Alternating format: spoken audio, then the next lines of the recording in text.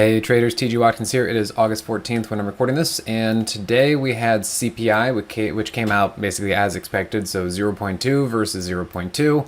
And the market just kind of went up a little bit and then mostly sideways. It was a very choppy day, and there was one trade that worked. It was a tiny little trade to the upside, and as far as a day trade. And I'm getting here a little bit nervous. I'm concerned about being long up in this area, so we don't have any long positions on. I think that the market has done a terrific job from the very, flush out type of oversold low that was on Monday from the kind of the carry trade and all that.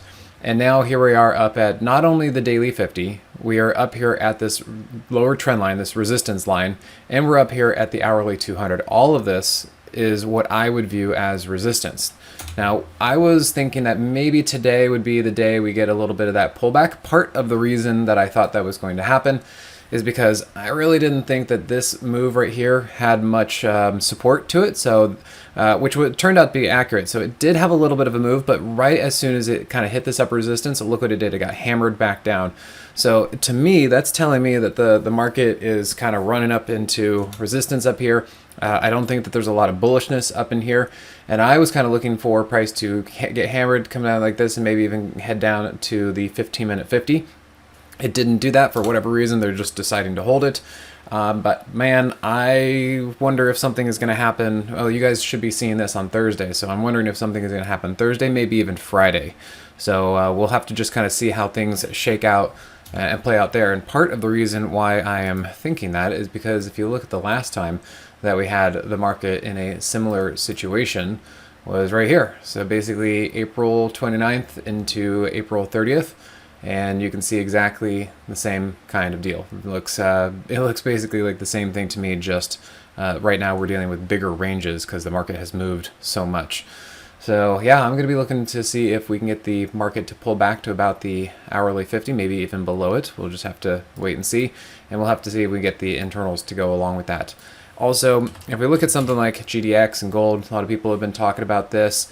I am generally bullish on this. We did take a trade on it. I think we went from here to, I don't know, somewhere around there as far as our trade.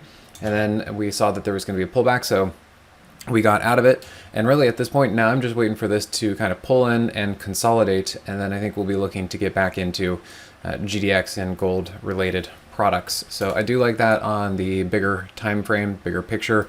Of course, GLD itself continues to do well. I would like to see, of course, the 8 stay over the 21. I'd like to see price stay over the daily 50, and I do want to see the Moxie indicator fire eventually. But it's gonna have to break out, right? It's gonna have to get past that thing. So we'll see if that can actually do it. It does look pretty decent. And then if we look at silver, silver's had a pretty big pullback, but I am starting to see some support coming in through this thing. So we're starting to see some positive divergence. That is the power of the Moxie indicator. I'm going to check it out before. There's your double bottom. There's your positive divergence, and whoop, there was a quick little move. So yeah, we'll see if this starts to set up something. Starting to come into some support right in through there. And as far as that goes, I am starting to see some other names. I think Net was another one that kind of came across my desk, my alert systems and all that. This is looking very interesting. Of course, I don't want to go chase it up here, especially when I think that the market is going to be pulling back soon. But this is the time where I'm starting to build my swing trade watch list in the event that we do get a pullback. And if we can look around and find out if some of these individual names are pulling back into support, and then they want to go up when the market goes up. So start looking around for some relative strength. I think now is the perfect time to do that. Part of the reason is because if you look at something like Net, other than the drop that got everything, look at its overall shape compared to the market. I'd say that looks like it has pretty good relative strength compared to the market.